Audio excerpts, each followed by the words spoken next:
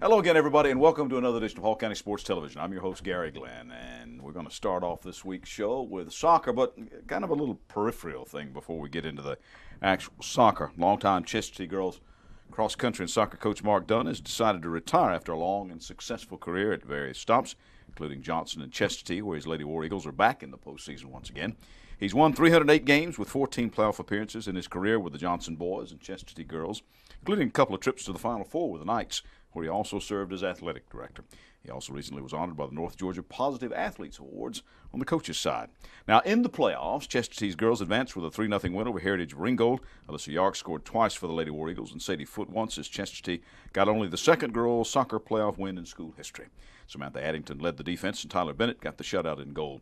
So Wes Lauren's up this week for the Lady Eagles, and we bring to the show now the aforementioned Coach Mark Dunn, as well as forward Sadie Foote right here on Coach Dunn's immediate left. She is a senior captain, and as I said, plays forward. Then we have midfielder Hope Baxter, another senior captain as well, and she plays, as I said, in the midfield. And the center midfielder, Lena Burgess, who is only a sophomore for the Lady War Eagles. First of all, Mark, thanks for coming by and bringing the girls. Well, thanks for having us. Appreciate it. Well, let's start, before we get into the actual soccer, some memories as you get ready to, as I said, hang it up after a long, successful career. And you and I first, I guess, got really acquainted when you were the athletic director at Johnson. I was the wrestling coach over there. That's correct. And actually, it was at a sports banquet when you were still.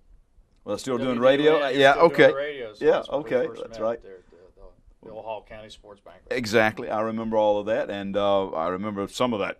That's a long time ago, too. Right. But when we really got to know one another, I guess, is when you were the AD at Johnson. Yeah. Good memories at Johnson with the soccer program and the teaching folks over there. Good memories at Chestatee the past 10 years, I think. It's been a while. It slips away, doesn't it, huh? Yeah, it does slip away. So we're looking forward to the game tomorrow, and the girls want to try to move on and get to that Elite Eight, and who knows what happens after that. So, well, let's talk a little bit about soccer then. Girls, has it been a good journey for you this year? I mean, it's always good when you win, but there are times when you have a really good time, and sometimes when we're just gonna go through the motions here. But have you had a good time this year? Sadie, let's go with you first, since you're a senior. Yeah, I've had a really good time this year. Out of my 4 years at Chestatee, I think my senior year has been the most fun throughout the whole team because we've just bonded with each other. And, we bonded through my other years here, but I feel like this year we've really clicked with each other. And you've been scoring a lot. I read about you a lot. Huh? Yeah, I don't Had know a good how year? I do it, but it just happens. Let's go to Hope. Hope, tell me something about this year. What's going to stand out in this year besides the wins and getting back to the playoffs in the state? Probably the closeness of the girls, like Sadie said, is we really do get along. This is probably the first time in my 4 years here is that we've all really gotten along with. Well, you don't have to like one another really to play together, but it helps, doesn't it? Yeah, it helps a lot, and I don't know, knowing I can trust these girls on the field when they have the ball and they listen. Well, you're one of the youngsters here, Nina. Tell me about coming in, and these girls been providing some pretty good senior leadership for you? Yeah, I like playing with them. They're really fun to play with, and I know it's only my second year here, but I like playing with the high school team. Mark, as you look back on this year, and as we said, they had the awards, and here's the runner-up in the region, more playoff success and that kind of thing. What's been the best thing about this team? I think from my years at Chestatee, we had some good players, some good teams, and most of the times the girls are close knit. This has probably been the most balanced team, and that's not from my perspective. It's people's help me who are now in the stands and spectators. They say that this is the best team they've seen from front to back. So it's more of a team unity than individuals making statements out there.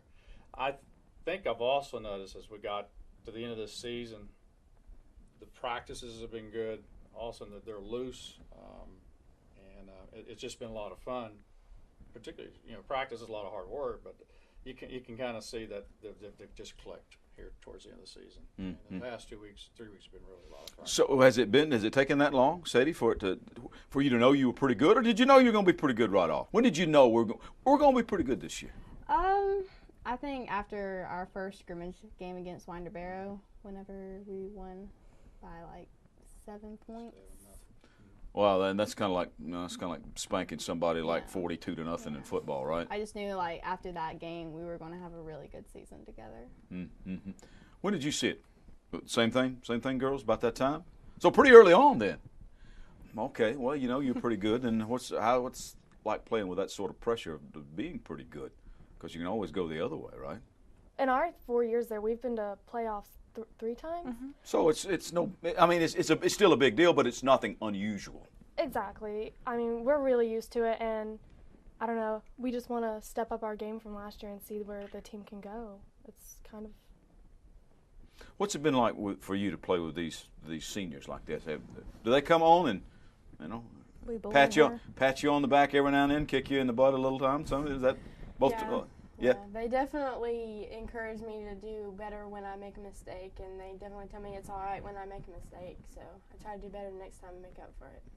Well, let me ask you two seniors. You got any plans for after high school? You going to keep this up? I'll be playing at Middle Georgia State University. Cool. Yeah, and I'll be playing soccer there, so I'm really excited. What you going to study? I'm not sure yet. I would like to go into sports medicine, but we'll just see how that goes. What about you, Hope? Unfortunately, this is my last season, but I will be attending West Georgia. What are you going to take away from soccer besides how to play soccer? I mean, the life lessons, that sort of stuff. Probably how to really work as a unit and be able to trust other people, and just I don't know. Soccer has really helped me socialize with people and become easy to get friends, I guess. Mm-hmm. Well, all that teamwork kind of stuff too, working as part of something that's a little bit bigger than you are as an individual. And Mark, that's kind of what any kind of team sport should teach you, right? Right. And these two captains here, they've taken over. So when game day comes, that they got them out there, they're getting them warm up, and sometimes the coaches just stop, lay back, and wait till they take it, because that gets them all fired up for a game. Yeah, it's kind of like any kind of management. You put people in place that know what they're doing and leave them alone sometimes. There you go. Right. And then I was going to mention Nina. She's young, but last year she started as a freshman, and the program still has a good future with it. Got some good players coming up, but there's going to be a strong unit out there. But she's a workhorse midfield, and I think all the girls kind of feed off that when she's people get 100% out there in the field. And Sadie had to step up as the forward because Taylor Buffington got hurt just before spring break, and so she's been scoring the goals, but she's been setting other people up. Hope broke through for three goals against Athens Academy, really sparked the crowd. So it's been a lot of fun to watch them, and we played some tough opponents through our region, and we played Buford tough. I think we're the only team in our area that had a game plan for them, played them tough. So I think that kind of sharpens us up for if we get past this game on Tuesday, what kind of plan for the next one. So. A couple of things before you get away. How have you seen the quality of soccer improve here in the Gainesville and Hall County area since you started back with the Johnson program and taking it up here? Early 80s. That goes back a while. They weren't even here. So. Right. The first, when I came up from Miami in 80 and took over the Johnson program in 82, good kids, and some of them were from soccer backgrounds, and they had moved into the area. No feeder program. There wasn't any league ball. They had Park and Rec, it was like a 6-week program, and that was it. Now, you were with the Lanier Soccer Association? It was Georgia Mountains. Georgia Mountains. 5 Mountains. of us got together and started at Georgia Mountains. I had twofold focuses. One, I love soccer, so I wanted to introduce it. But number two, to develop a high school program, you've got to have the youth players coming up. So we started Georgia Mountain Soccer, which later became LSA, Lanier Soccer. So, in that development, it spread. There's higher numbers playing today. But that paid off dividends for us, but, the other high schools in the other area as well. All right. What are you going to do? Get to my hobbies. My wife retired last year right. from the Board of Education, so we'll be doing some traveling and camping and hiking and kayaking and stuff. Maybe I'll occasionally come back and check on them. So. That'll be all right, too. Yeah. All right. Mark Dunn, thanks for coming in. Mark, a long-time friend. Sadie, good to meet you. Hope, thank you. And Nina, all right. Chester City Soccer Program, and good luck in the playoffs. Appreciate it. And we want to thank Mark and his ladies once again for coming in. And one more time, it is West Lawrence up this week for the Lady Eagles in the next round of the soccer playoffs. Chester's boys, meanwhile, fell 3-1 to Southeast Whitfield in the first round. Now, in 5A, it was a big upset. Region champion Gainesville girls lost for only the second time this whole season, and they lost to a 4th seed, Creekview, falling in penalty kicks after being tied 1-1 during regulation and overtime. Alyssa Turner had the only goal for the Lady Elephants in regulation, and Gainesville will end the season at 14-2. Now, Gainesville's boys had better luck, edging Cambridge 2-1 in the first round. Eric Bonilla had tied the game as he headed the ball over the goal line in the net early in the second half, and an athletic kick by Cesar Salcido after a free kick by Alex Ochoa proved to be the gamer. Chandler Staten got the win in goal, and it'll be GHS versus Greenbrier in the round of 16. Now, as we turn to 4A, Johnson's boys spanked Pickens 8-1 in the first round. Fabian Abarca tallied 4 goals for the hat trick plus 1 for the Knights. Marcos Vasquez scored twice. The Dragons' lone goal came after most of the Johnson stars were sitting out. And it'll be JHS versus Thomas County Central in the next round. Also in 3A, it was East Hall's scoring machine Leo Toledo scoring 8 goals as the 4th-rated Vikings thumped Jefferson 11-3, and the Vikings will play at Jackson this week. The East Hall girls, they fell 9-1 to Oconee County. In AA, Riverside smacked Model 10-0. Samuel Palmer, Guillermo Cruz Silas, and Carlos Carrillo each scored 2 goals for the Eagles, who will play Long County next. And in Single A, Lakeview's Carmen Wagner had 7 goals and an assist as the Lady Lions waxed Christian Heritage 8-1 in the state playoffs. Meredith Tucker had the other goal and an assist, while Bree Bell also had 4 assists for the Lady Lions, who played Fellowship Christian this week. More on the state soccer playoffs on next week's show. But next up on this show, we'll head back to the Diamond when Hall County Sports continues.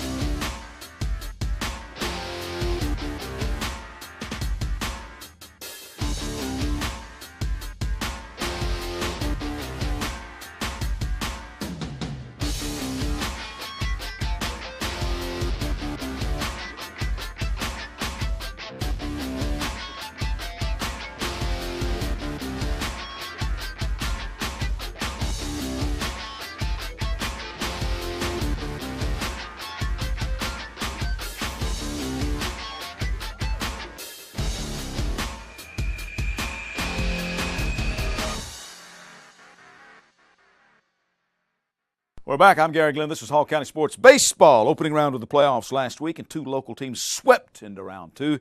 Gainesville knocked off Cambridge in 2 straight in 5A, while North Hall did the same to Pickens in Class 4A.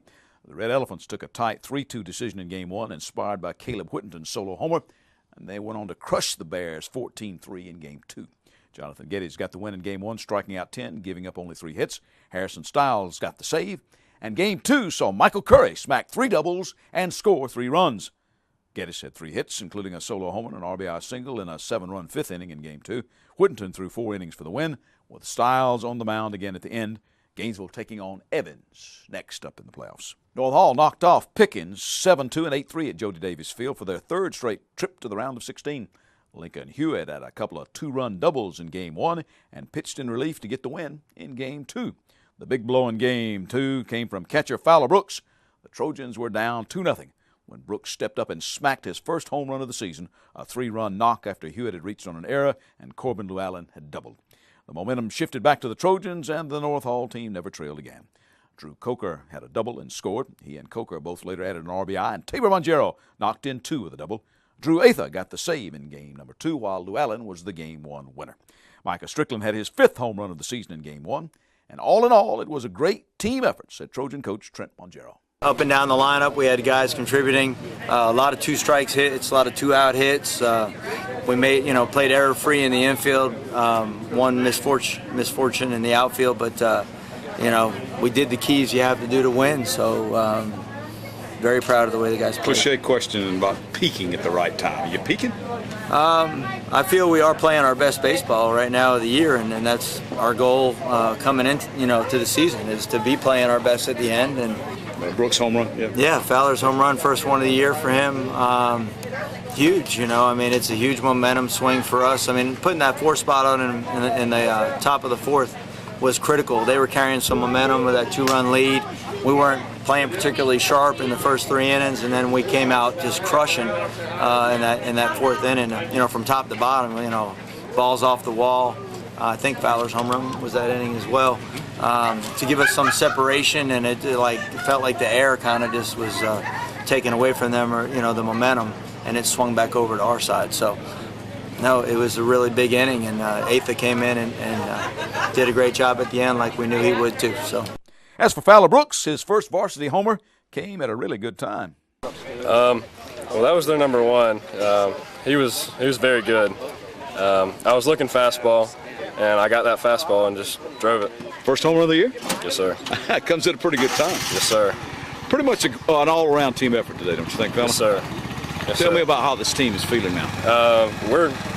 We expected to do that. Our infield, awesome. Outfield, awesome. Pitchers did what they're supposed to do. And our hitting, we've been working hard all week. And results. You think you're surprising some people this year? Are you surprising yourselves? No, sir, because the way we practice and how hard we go.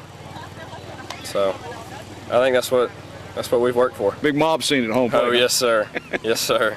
But does that settle everybody down once you get the lead back? Yes, sir, it does.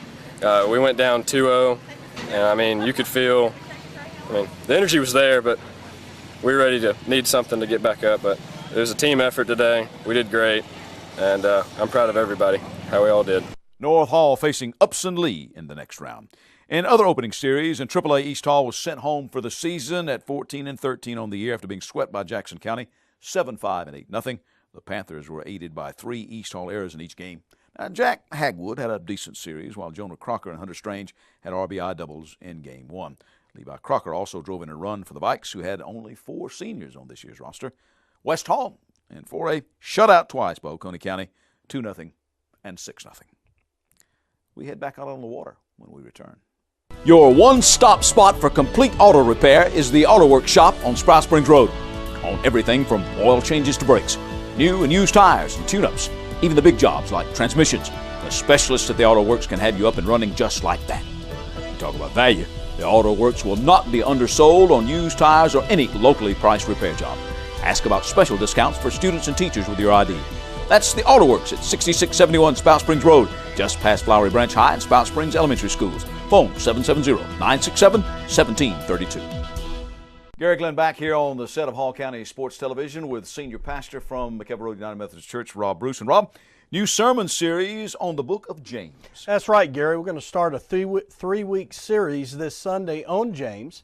And it's like, in athletics, it's you have to go back and work on those fundamentals over and over again to make sure that they become a good practice. That's right. And so it's kind of practicing what you preach. That's exactly that. We're going to be looking at practicing what you preach.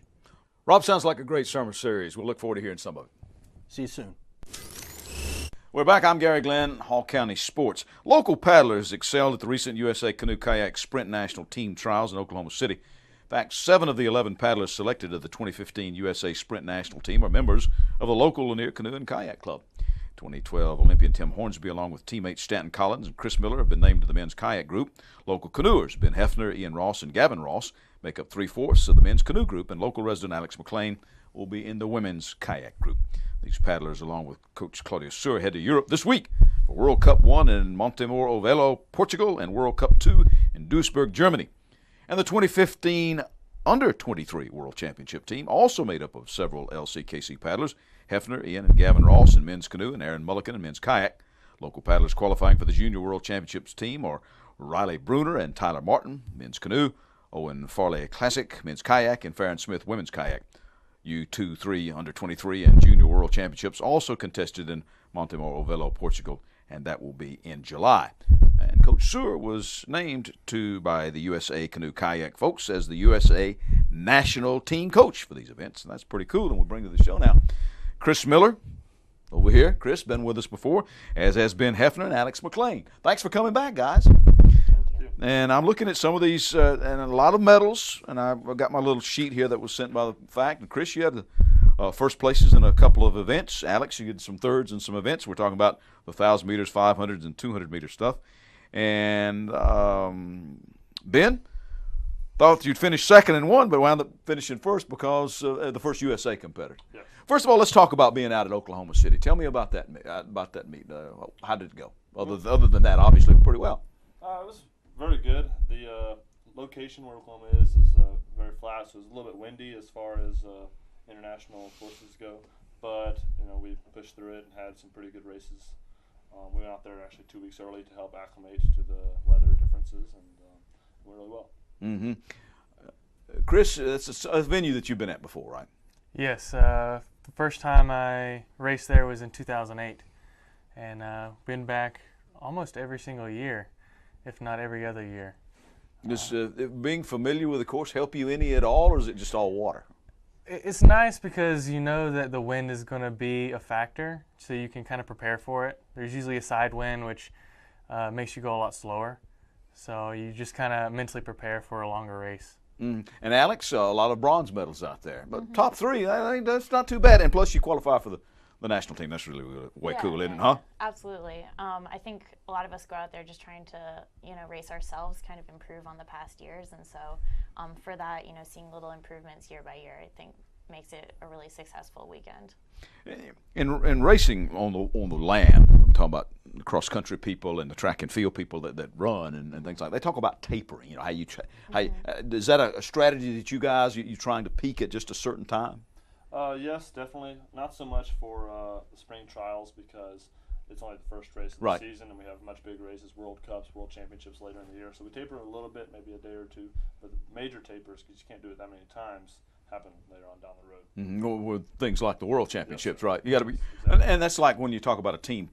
We got a lot of our high school teams now that are in the playoffs, and you always talk about peaking at the right time. You got to peak at the right time, don't you? Yeah, exactly. Yeah, and you kind of have to pick your races as well. When you're trying out for the U.S. team, the question then becomes, do you peak for the tryouts? Is it that crucial that you make the team, or do you feel really confident that you will make the team and then plan to peak kind of later on in the year? So is that what you do as a strategy? Just make the team and then improve on the times later? Yeah, I mean, it's just you do what you can to make the team. Once you're on the team, we try to peak really a lot later in the year for world champs. Mm-hmm. What has it been like to be a part of this Olympic legacy here since 1996 at the Games? This is one of the one or two venues left in the whole state that still does what it was designed to do, right? What's it been like to be a part of all of that? Well, it's really nice because there has been Olympians on the water there. The K2 time for the 1,000 was still held, the world record was still from the 1996 Olympics until last year. And it's just kind of fun trying to beat that with me and Stanton training in the K2. Mm-hmm. And Alex, the part of the team, the camaraderie kind of thing has got to be important, don't you think? Oh, absolutely. It's really funny. I'm not from here originally, but I moved down here about 4 years ago, and we've really become such a family, just our training group. I think you told me you moved here just for this, didn't you? Yeah, that's right. And where did you come from? Maine. Maine? Oh, long ways, long ways. Was it part of that Olympic program that got you interested in it, Ben? Yeah, if the venue hadn't existed from the 96 Olympics, I would never have paddled to begin with at all. What athletic backgrounds do you come from? Did you try other sports? Anybody? Elementary school, baseball, basketball, soccer, and nothing past elementary school. What? I actually went to college for lacrosse up north. And then after college, moved down here to try my luck with canoe and kayak. Ben, did you do anything? I played pretty much every sport I could in elementary school, and then I played mostly basketball in middle school, but they catch you pretty early around here for paddling. Yeah. Started in 7th grade, I think. When did you discover you were pretty good at it? About that time? About 12, 13 years old. Oh, you were a college lacrosse player, so you came late kind of to the sport, I started right? pretty late in life. But then you found out, hey, I can do this, right? Yeah. You got to dream and you kind of shoot for it and see how it goes. What about you, Chris? I was pretty bad at it when I started, but around senior year is when I started figuring out and just really taking off. So now it's on to these championships in Europe this week, leaving, right? Mm-hmm. Yeah. Mm-hmm. How you feel? Feeling pretty good? Good, ready. Absolutely. One thing I wanted to too is that Canada's fastest sprint canoe kayak athletes were back at this venue. They began competition for spots on their Olympic teams. They had 3 Olympic medalists, reigning world champion Mark de Hongde of Halifax, 4-time Olympic medalist Adam Van Coverden of Oakville, Ontario, and Olympic bronze medalist Mark Oldershaw of Burlington, Ontario, and on Access WDUN, they said that the visitors included the Canadian Consul General, Peter Taylor, who came here to watch the athletes practice and so forth. And you guys were out there doing that, right? I mean, you were helping, you were volunteering. Yes. What did you do? Did you hold boats or do all the stuff? Well, we were out on safety boats, like trying to stop motorboats from coming by and washing the paddlers out, and also if one of them flipped at the finish line, we were there to rescue them, and they were really tired. Yeah. Did you pick their brains? Did you talk to these guys any? Most of these guys we've been racing with for a while, so you know who they are. With them over the years. Yes, sir. Become friends with them. I've trained with them on spring break for the past couple of years. You know, that's really part of this. It's really neat, isn't it, huh? To meet people from around the world that you now know. Yeah. If you go to their country, there they are. That's right. That's pretty cool. What has been the neatest thing about all of this? Oh, let's take you one at a time. Chris? About Canadian trials? About being involved in this sport and the things that you've been able to see and do. Just traveling, being able to see places, and just challenging myself to be better and faster. That's something that's really good. Alex? Yeah, I think it's insane how much you learn about yourself, your body, your mentality throughout, training for a sport this competitively. And Ben, I guess same thing, yeah? You learn all sorts of life skills, determination, and then also the traveling, you get a new viewpoint that maybe you wouldn't have if you didn't travel so much, And you make friends all over the world, and it's great for future life movements. Yeah, I found that out in my sport of powerlifting as well. It's kind of one of the neatest things. I mean, it's fun to compete and it's fun to win and all that kind of stuff, but some of those other memories, I mean, they're there forever. They're what you got. Guys, thanks for coming in. Chris, thanks for coming in. Alex, Thank Ben, you. Always good to see all of you guys. Good luck in Europe, all right? And stay in touch. Let us know how you do. Thank you. All right. We'll be back to wrap up this week's edition of Hall County Sports in just a moment. You've decided it's time to get in shape. Now let Falcon Parkway Fitness in Flowery Branch help you achieve your goal. Open since 2000, Falcon Parkway Fitness features free weights, exercise machines, group fitness classes, as well as personal training in a fun family environment with childcare, lockers, showers, and 24-hour access. Come by for a free consultation with a certified personal trainer. And just next door, check out Optimum Body Care Day Spa with massage, facials, and waxing, or K. Michael's Salon for hair and nail care. Falcon Parkway Fitness is your hometown family gym, located in Flowery Branch, right behind the public shopping center. We start off this week's wrap-up with news from the state tennis playoffs for our local teams. In 5A, Gainesville's boys fell in the first round to Riverwood 3-2, and Flowery Branch's boys lost to North Springs by that same score. Flowery Branch girls beat Sequoia and Villa Rica, winning 5-love in the round of 16. Nicole Morris, Olivia Correa, and Peyton Brick all won in straight sets in singles play, while the doubles teams of Brooke Kane, Brianna Benton, and Kylie McGuire, Kaya Clark also came out on top. In round 3, that's the round of the Elite 8, the Branch girls lost to Cambridge 4-1. In 4A, North Hall girls advanced to round 3 in the state playoffs with a 3-2 win over Chamblee. North Hall's doubles team of Canna Gibson and Caitlin Smith remained undefeated with a 6-4, 2-6, 7-5 win. Also winning in doubles for North Hall were Tricia Dial and Courtney Barnes, and the Lady Trojans picked up a win at number 3 singles when Carly Dills won. But after wins over Gilmer and then Chamblee, Lady Trojans were edged by Woodward 3-2 in the Elite 8. All of our tennis teams are done for this year from Hall County. As we go to golf, it was quite a comeback for the Gainesville boys at their own tournament as they warmed up for the state championship tourney with a win. The Red Elephants came from 6 shots down to edge Marist by a single stroke this past Saturday and Sunday at the Invite tournament at the Chattahoochee course. Spencer Ralston led the charge with a final round of 66, and coupled with the first round of 68, he won the individual title by 6 shots, his 7th individual title of the year. The Elephants' Nathan Williams shot 140 to tie for second with Marist Will Chandler. In basketball news, congratulations to North Hall's Katie Sayers. Katie will continue her round ball career at the Coastal College of Georgia in Brunswick. And in track and field news, it's the girls' state meet in Albany this coming weekend. Got some of our local athletes down there. And next week, it'll be the famous Georgia Olympics just down the road in Jefferson for the boys. One of the contenders there for the team championship just may be Riverside.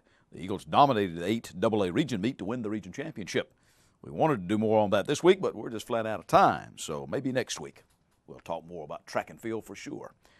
Stay tuned. I'm Gary Glenn, Hall County Sports. Hall County Sports is also brought to you in part by Green Ford on Brownsbridge Road in Gainesville. Check out the latest deals, and remember, when you go Green Ford. By Turner Wood & Smith, serving the insurance needs of our area for over 100 years. And by McKever Road United Methodist Church on McKever Road in Oakwood. Loving Christ, loving people, and helping people love Christ.